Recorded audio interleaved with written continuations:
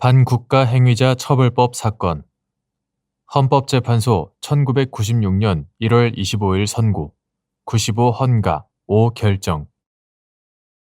사건명 반국가 행위자의 처벌에 관한 특별조치법 제2조, 제1항, 제2호 등. 위헌 제청. 가. 사건의 배경. 이 사건은 유신 헌법 시절 제정된 반국가 행위자의 처벌에 관한 특별조치법 이하 반국가 행위자 처벌법이라 한다.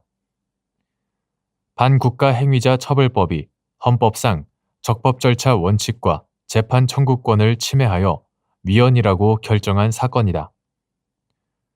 반국가 행위자 처벌법 제7조 제5항은 피고인이 정당한 이유 없이 재판 기일에 출석하지 아니하면 피고인의 출석 없이 개정하여야 한다고 규정하고, 제6항, 제7항 본문은 궐석한 피고인을 위하여 변호인 또는 보조인은 공판 절차에 출석할 수 없고, 법원은 최초의 공판 기일에 공소사실의 요지와 검사의 의견만을 듣고 증거 조사도 없이 결심하여 피고인에 대한 형을 선고하여야 한다고 규정하는 한편, 제8조는 행위자가 검사의 소환에 2회 이상 불응한 때에는 각 죄에 정한 형과 행위자 재산의 몰수형을 병과하도록 규정하고 있었다.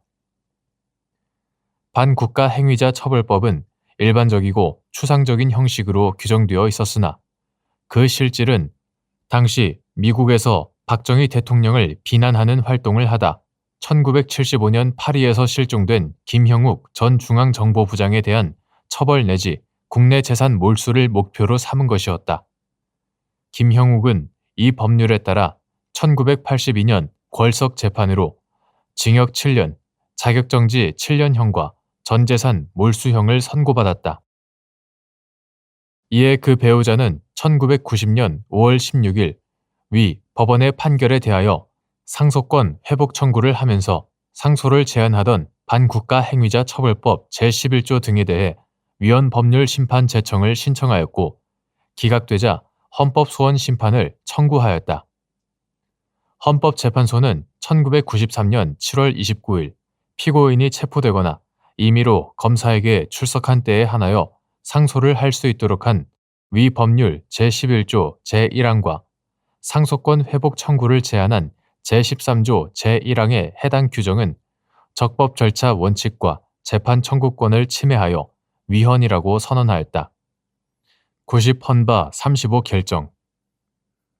이에 따라 1993년 11월 상소가 제기되어 서울지방법원에서 항소심 재판이 이루어지던 중 김형욱의 배우자는 김형욱을 제청 신청인으로 하여 반국가 행위자 처벌법 제7조 제5항, 제6항, 제7항 본문, 제8조 등에 대하여 위헌 법률 심판 제청 신청을 하였고, 법원이 그 일부를 받아들여 위헌 법률 심판을 제청하였다. 결정의 주요 내용. 헌법재판소는 다음과 같이 반국가 행위자 처벌법 제7조 제5항, 제6항, 제7항 본문, 제8조를 헌법에 위반된다고 판단한 다음 위 각 조항이 위헌으로 시효될 경우 나머지 규정들의 시행도 불가능하게 된다는 것을 이유로 반국가 행위자 처벌법 전체에 대하여 위헌 결정을 하였다. 먼저 적법성 여부에 대해서는 제청 신청인 김형욱이 이미 사망하였을 개연성이 높으나 사망하였다는 입증도 없고, 이 사건 심판 제청의 경우 재판 절차가 중지되어 아직 법원의 종국 재판이 이루어지지 않은 상태이므로 위헌 법률 심판 절차는 그대로 진행될 수 있고, 반국가 행위자 처벌법 제7조 제6항이 대리인에 의한 형사재판 절차 참여를 금지하고 있으나 이는 헌법재판소법에 의한 헌법재판에까지 적용될 규정이 아니므로 이 부분 제청 절차에 위법이 없다고 하였다. 한편 본안에 나아가서는 위 법률 제7조 제5항은 검사의 청구에 의하여 법원으로 하여금 처음부터 의무적으로 궐석 재판을 행하도록 하고, 재판의 연기도 전혀 허용하지 아니한 채 중형에 해당하는 사건 피고인의 방어권이 일절 행사될 수 없는 상태에서 재판이 진행되도록 하고 있으므로 피고인의 공정한 재판을 받을 권리를 과도하게 침해하고 중형에 해당되는 사건 피고인에게 출석 기회조차 주지 아니하여 답변과 입증 및 반증 등 공격 방어를 할 수 없도록 하고 불출석에 대한 개인적 책임을 전혀 물을 수 없는 경우까지 궐석 재판을 행할 수 있도록 하는 것은 적법 절차 원칙에도 반한다고 하였다.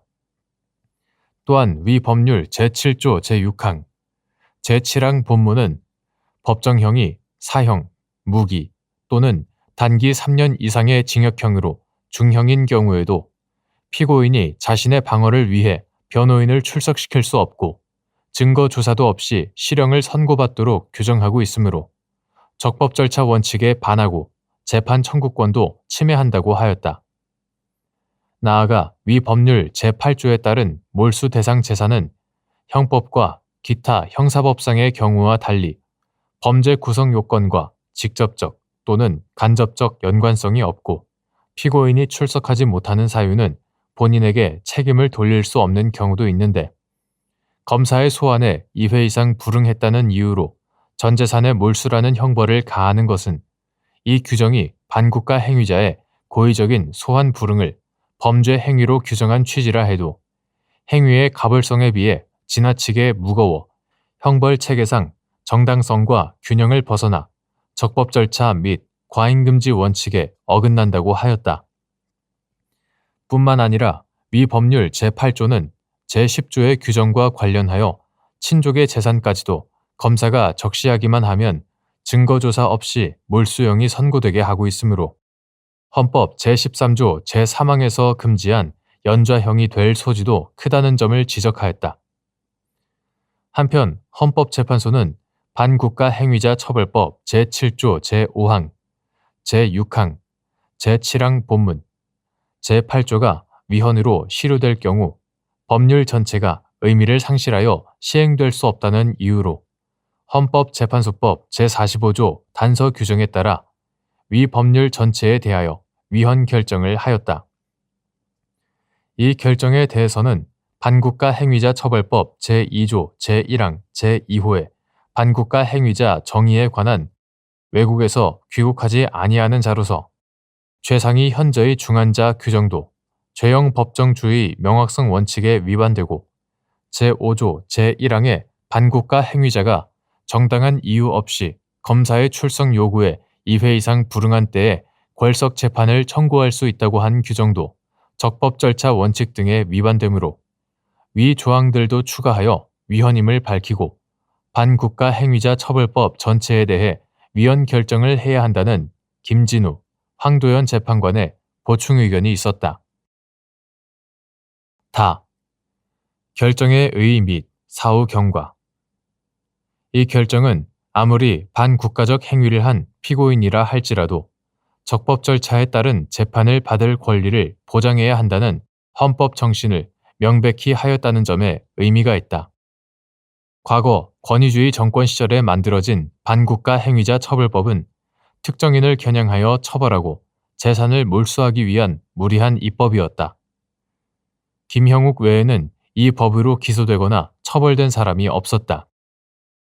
이 결정 이후 재개된 항소심에서 1996년 8월 27일 서울지방법원은 김형욱에 대하여 무죄를 선고하였고 검찰이 상고를 포기함에 따라 확정되었다.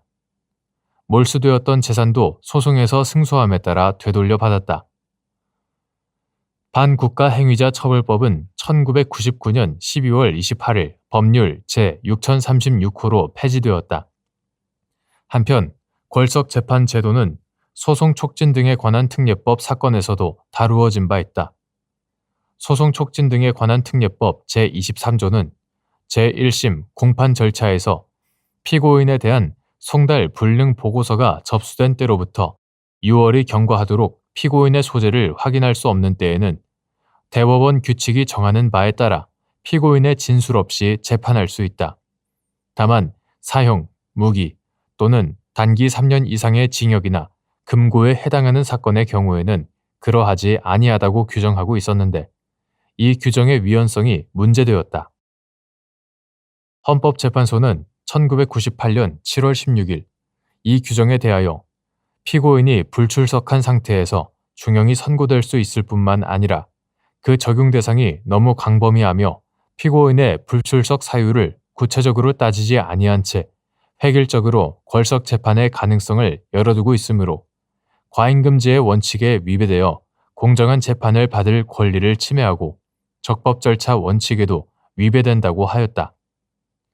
97헌바 22 결정 위 소송 촉진 등에 관한 특례법 제23조는 1999년 12월 28일 법률 제6039호로 개정되어 궐석 재판에 적용해서 제외되는 범위를 사형, 무기 또는 단기 3년 이상의 징역이나 금고에서 사형, 무기 또는 장기 10년 이상의 징역이나 금고로 변경하여 궐석 재판 대상 사건의 범위를 축소하였다.